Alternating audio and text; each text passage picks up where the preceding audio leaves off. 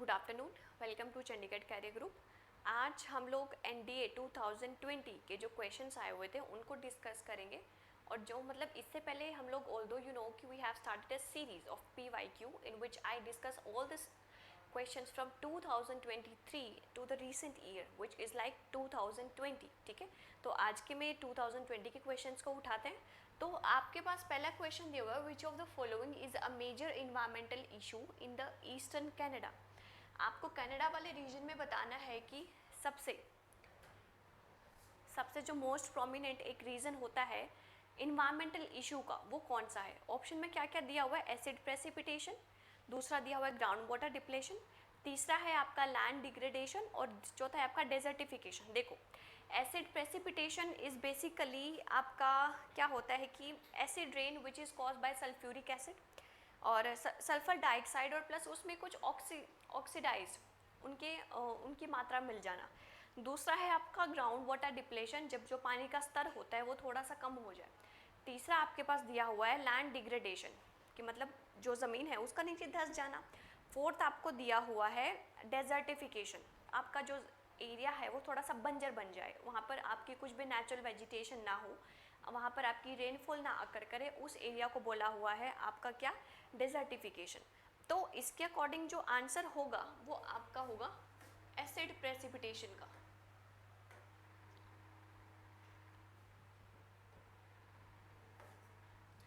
Canada वाले region में mostly cases में आपका एसिड प्रेसिपिटेशन की ही जो एक प्रॉब्लम है वो सबसे ज़्यादा देखने को मिलती है। और इसको अगर मैं industrial activity such as a coal burning के थ्रू से टैकल करा जा सकता है कुछ ना कुछ रीज़न से। अगर मैं जो ये रेगुलर रेन वाटर होता है उसकी pH वैल्यू की बात करूँ, आपका कितना रहता है, which is like 5.7 in nature, जो कि थोड़ा सा एसिडिक ही होता है। ठीक है, तो कनाडा वाले रीजन में आपका आंसर हो जाएगा क्या, एसिड प्रेसिपिटेशन होना। Next, Which of the following mountain lie in the Caspian Sea and Black Sea? ठीक है, आपको बताना है कि कैस्पियन सी और ब्लैक सी वाले रीजन में कौन सी माउंटेन लाई करती है। ऑप्शन में पहला दिया हुआ है काकेसस, दूसरा है कार्पेथेशियन, देन है एनाफी, देन है एल्बरूज। देखो, कैस्पियन सी और ब्लैक सी वाले में आपकी काकेसस माउंटेन लाई करेगी, और अगर मैं इसको कहूँ it is the home of mount Elbrus which are the highest peak of आपकी यूरोप हो जाएगी। ठीक है, अगर मैं यूराल माउंटेन की बात करूँ, वहाँ की लोकेशन कौन सी होगी, आपकी वेस्ट सेंट्रल एशिया हो जाएगी। ठीक है, अगर मैं कार्पेथेशियन जो आपको ऑप्शन नंबर बी में बोला हुआ है इनकी लोकेशन की बात करूँ तो ये भी यूरोप में ही रहती हैं, and these are the second longest mountain ranges of Europe. तो आपका आंसर जो है वो तो ए ही है, लाइक काकेसस माउंटेन।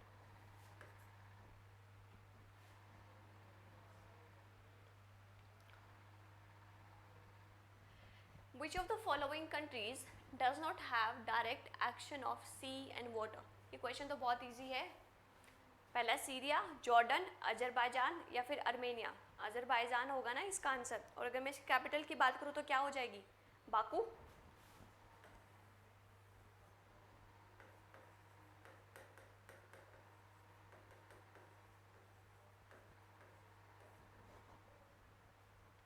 नेक्स्ट,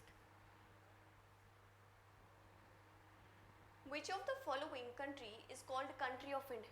यार ये क्वेश्चंस ना आई स्वेयर ऐसा हो गया है कि ये क्वेश्चन पढ़ के ही आंसर याद हो जाता है। इतनी बार PYQ में मैंने इस क्वेश्चन को सॉल्व भी करवा दिया है, तभी मैं बार बार बोलती हूँ कि PYQ को जितना ज़्यादा सॉल्व करोगे उतना ज़्यादा बेनिफिशियल है आप लोगों के लिए। इसका आंसर क्या होगा, डेनमार्क होगा। डेनमार्क को मैं कंट्री ऑफ विंड्स बोलती हूँ। ठीक है, सबसे ज़्यादा ऑल अबाउट इसमें कहा जाता है कि 47% जो एनर्जी लेवल है, या फिर मैं कहूँ कि एनर्जी फ्रॉम टर्बाइंस के थ्रू यहाँ पर क्रिएट करी जाती है।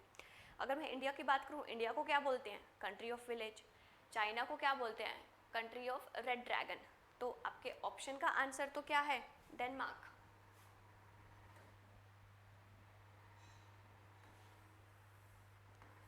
ठीक है,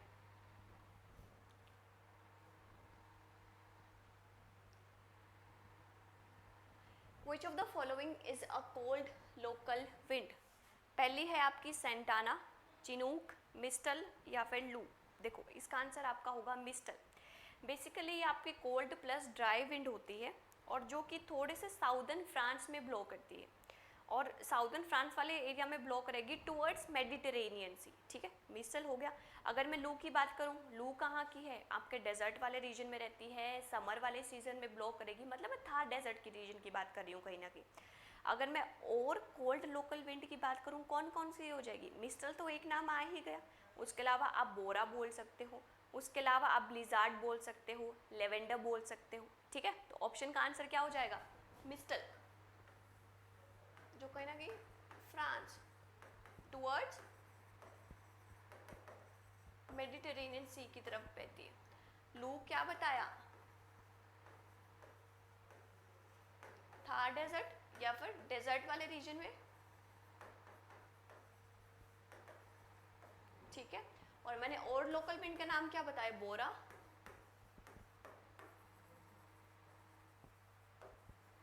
लेवेंडर, ठीक है भाई, याद रखना है इसको।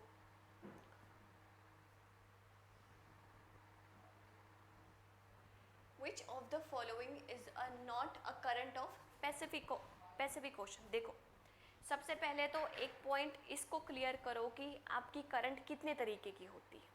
आपकी बेसिकली करंट क्या होता है, पानी की मूवमेंट होना ओशन या वाटर में। और करंट को जब भी मुझे स्पेसिफाई करना होता है तो मैं करंट को दो बेसिस में डिफाइन करती हूँ। एक है आपकी वार्म ओशन करंट,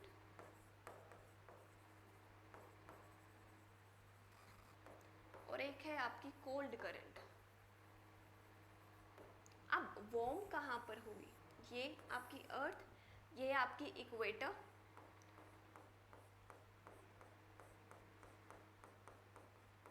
इक्वेटर से पोल्स की तरफ जो आएगी उसको मैंने कहा वार्म ओशन करंट। अगर मैं पोल्स से इक्वेटर की तरफ जाऊं,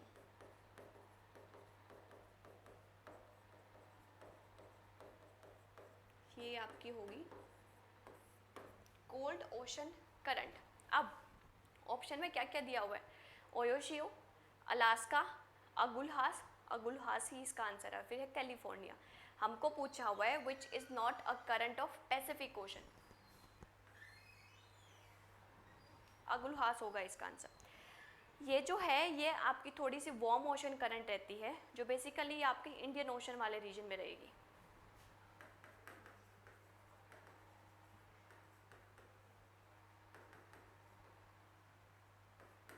ठीक है, अच्छा, ऑप्शन में तो आपको ओयोशियो भी दिया हुआ है। ओयोशियो बेसिकली आपकी कोल्ड करंट है, जो कहीं ना कहीं आपके नॉर्थ पैसिफिक ओशन में रहती है।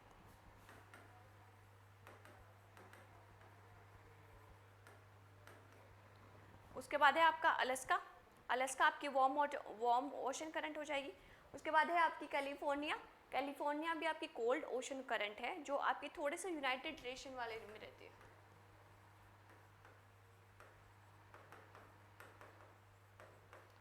ऑप्शन नंबर सी आंसर है आपका।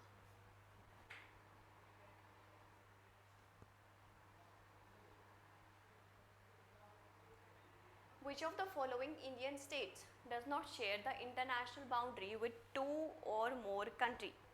अरुणाचल प्रदेश, असम, मिजोरम या फिर त्रिपुरा। इसका आंसर होगा आपका त्रिपुरा। बेसिकली ये सिर्फ बांग्लादेश के साथ बाउंड्री शेयर करता है।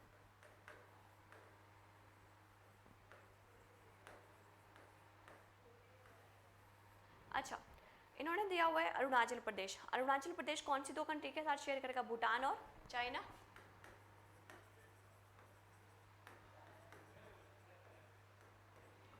अगर मैं बात करूँ आसाम की, आसाम कौन कौन सा, भूटान और बांग्लादेश के साथ आ जाएगा। देन है आपका मिजोरम, म्यांमार और Bangladesh.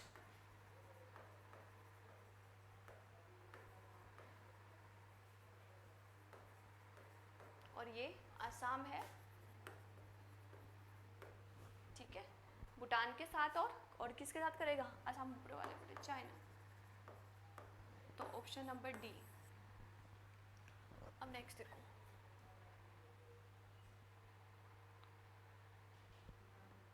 Baglihar, Dulhasti, Salal hydro power projects has been developed on which of the following river, Chenab. ये क्वेश्चन बहुत रिपीटेड होता है। देखो, ज्योग्राफी में आप रिवर सिस्टम से रिलेटेड जितने भी क्वेश्चन हैं उनको बिल्कुल भी स्किप करके नहीं जाओगे। मैं तो कहूँगी इवन रिवर सिस्टम का ही टॉपिक बिल्कुल भी मत स्किप करके जाना। उनसे रिलेटेड जितने भी आपके डैम प्रोजेक्ट्स आते हैं उनको भी नहीं छोड़ना है। रिवर सिस्टम में मैं बात कर रही हूँ जितने भी आपके प्रयाग आते हैं, देव प्रयाग, कर्ण प्रयाग, रुद्र प्रयाग, विष्णु प्रयाग, ये सारे के सारे जो आपके पॉइंट्स हैं उनको कवर कर लेना। अच्छा, अब क्वेश्चन पे आते हैं। ये जो बगलीहार, दुलसती और ये जो सलाल वाला रीजन दिया हुआ, ये आपके जम्मू कश्मीर में पड़ते हैं। और जम्मू कश्मीर वाले रीजन से कौन सी आपकी होके जाती है, चेनाब जाएगी। अब अगर मैं रावी रिवर पे बात करूं, रावी रिवर पे कौन कौन से डैम प्रोजेक्ट्स हैं, टिहरी डैम है। अगर मैं बात करूं झेलम पे, झेलम पे आपका तुलबुल है।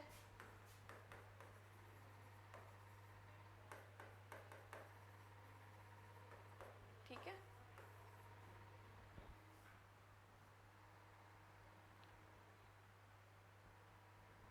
The duration of monsoon in India extends from the average period of, आपको इंडिया में बताना है कि मॉनसून का जो एवरेज पीरियड रहता है इंडिया में वो कितने से कितने दिनों तक रहेगा। बेसिकली 100 to 120 डेज तक रहता है। अच्छा, इंडिया में जो मॉनसून है वो दो तरीके की आपकी होती है।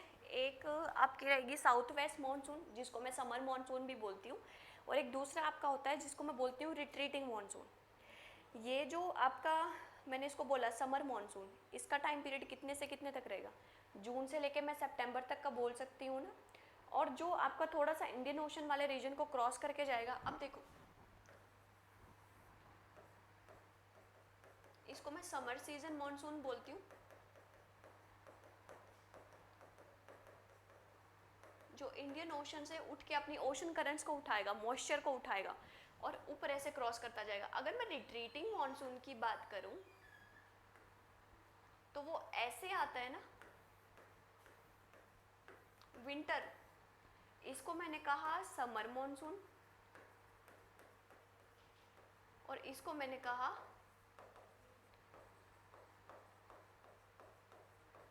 Winter monsoon. ठीक है, मैक्सिमम टाइम पीरियड कितना होगा, 100 to 120 डेज तक रह जाएगा, याद रखना इसको। According to census of India 2011, which among the following is the least populated states of India। देखो, अकॉर्डिंग टू सेंसस अगर मैं बताऊं, वैसे तो आपका सिक्किम रहता है, सिक्किम में आपकी सबसे कम पॉपुलेशन रहेगी, बट हमें ऑप्शन में दिया हुआ है महाराष्ट्र, मध्य प्रदेश, उड़ीसा और पंजाब। तो इसका आंसर आपका हो जाएगा क्या, पंजाब। अगर मैं मोस्ट पॉपुलेटेड की बात करूं तो वो आपका होगा यूपी।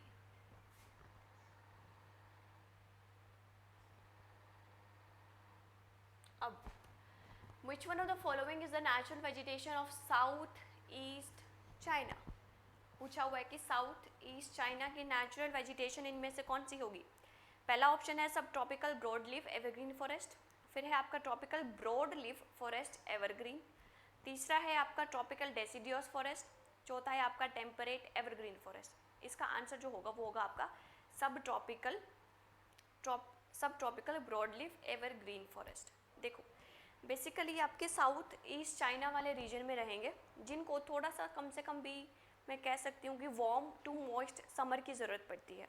और इस वाले जो इस वाले में अगर मैं नेचुरल वेजिटेशन की बात करूँ कौन कौन सी उगती है, वो है आपकी ओक, मंगोलिया, कैमोलिया। ठीक है, ये आपकी 3 वेजिटेशन मैंने बताई। और इनको रेनफॉल की जो ज़रूरत है वो ऑल अबाउट 25 से लेके 60 इंचेस, इतनी ज़रूरत पड़ती है, ज़्यादा नहीं पड़ती। तो ऑप्शन नंबर ए इसका आंसर होगा। अच्छा, अगर मैं इंडिया में नेचुरल वेजिटेशन की बात करूँ तो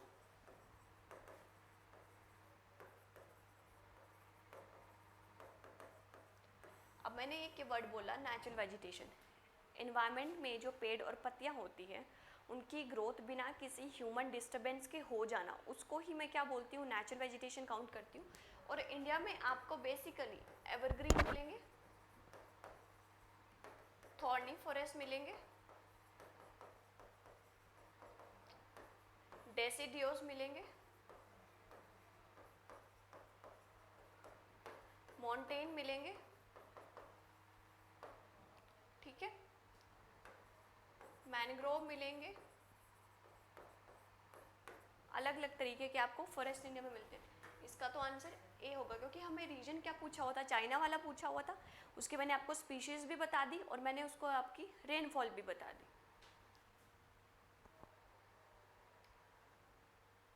Which of the following terms describe the practice of growing two or more crops simultaneously on the same piece of land? Question में पूछा गया है कि आपके पास एक लैंड का टुकड़ा है, उसके ऊपर आप एक से ज़्यादा क्रॉपिंग उगाते हो एक के बाद, ठीक है, तो उसको आप क्या बोलोगे? मिक्स क्रॉपिंग, ठीक है। क्रॉप रोटेशन क्या होता है? पहले एक साल में पहले 6 महीने कुछ टाइम ड्यूरेशन के लिए एक क्रॉप उगा ली, उसके बाद मैंने उसी के टाइम पीरियड बाद कोई दूसरी क्रॉप उगा ली, उसको मैं क्या बोलूँगी? क्रॉप रोटेशन बोल सकती हूँ, ठीक है।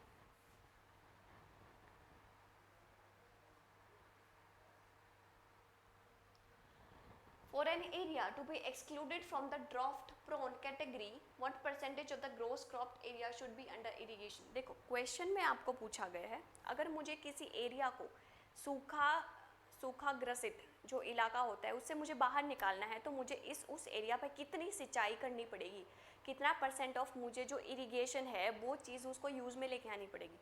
10%, 20%, 25% या फिर 30%? देखो इसका आंसर होगा आपका 30%।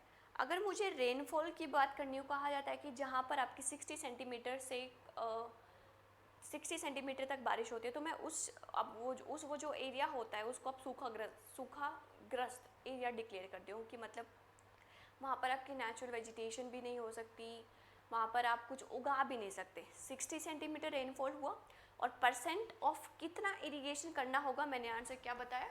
30%।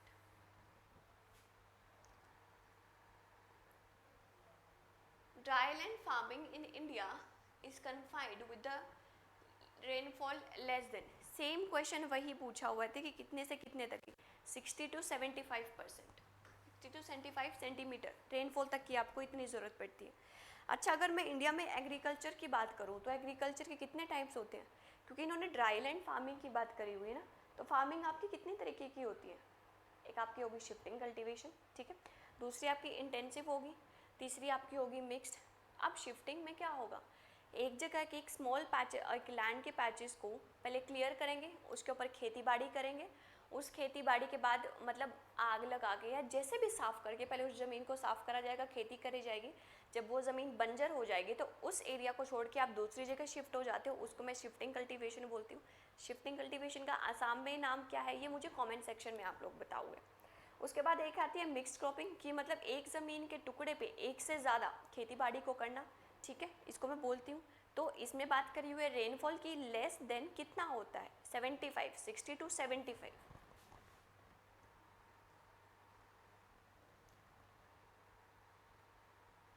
Which of the following statement with regard to biosphere reserve are correct? The idea of biosphere reserve was initiated in 1973 to 74। नहीं, 73 74 में नहीं आया था, ये 71 में आया था, तो मेरी फर्स्ट वाली तो गलत हो गई भाई। There are total 18 biosphere reserve, ये वाला तो ठीक है, ये मैं 2020 के डाटा को लेके बात बता रही हूँ अभी। अगला है all the biosphere reserve in India has been excluded in the water network. देखो ये जो इन्होंने एक ये वर्ड यूज़ किया ना ऑल, इसकी वजह से आपकी स्टेटमेंट गलत होगी। 11 में से टोटल 11 को ऐड करा गया है, सारे के सारे बायोस्फीयर रिजर्व्स को यूनेस्को की वर्ल्ड हेरिटेज जो आपका वर्ल्ड नेटवर्क होता है उसमें ऐड नहीं करा गया। तो आंसर क्या हो जाएगा मेरा? सिर्फ सेकंड स्टेटमेंट ठीक है ना, फर्स्ट और 3 तो मेरी गलत है, ठीक है। नेक्स्ट, दीनदयाल पोर्ट, यूपीएससी का फेवरेट क्वेश्चन, कितनी बार आ चुका है ना ये क्वेश्चन। क्या आएगा इसका? गुजरात। दूसरा नाम क्या है? कांडला पोर्ट। अच्छा, केरला में कौन सा पोर्ट है? कोच्चि पोर्ट बोल सकती हूँ ना।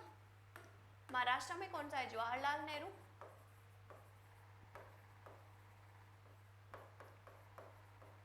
गोवा में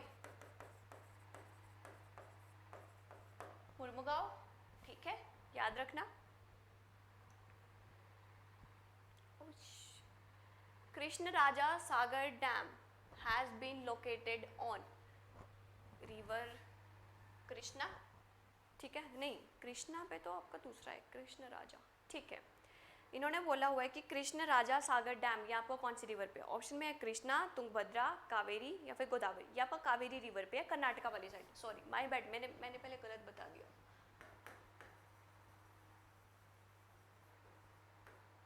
ठीक है, कावेरी रिवर पे है और कर्नाटका वाली साइड में है। कहा जाता है कि ये कृष्ण राजा वोडियार जो आपका 1911 में एक राजा हुआ करते हैं मैसूर वाले डिस्ट्रिक्ट में, उन्होंने इसका निर्माण करवाया था। अगर मैं गोदावरी पे पूछूं तो गोदावरी पे सागर डैम हो जाएगा। ठीक है, याद रखना।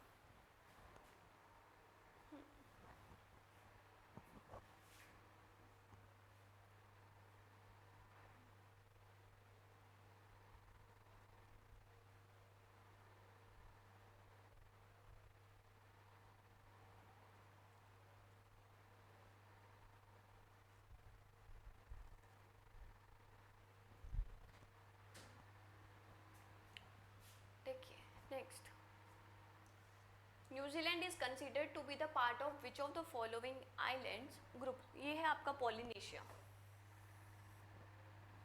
ये आपका पॉलिनेशिया आइलैंड्स होते हैं जो थोड़े के southern most part of Polynesia वाले साइड में रहते हैं।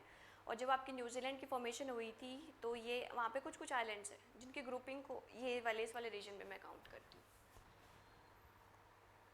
ठीक है भाई, ये आपके टोटल, हाँ जी, 17 to 18 या 19 क्वेश्चंस थे। किसी और वीडियो, नेक्स्ट वीडियो में किसी और सब्जेक्ट के क्वेश्चंस को डिस्कस करेंगे।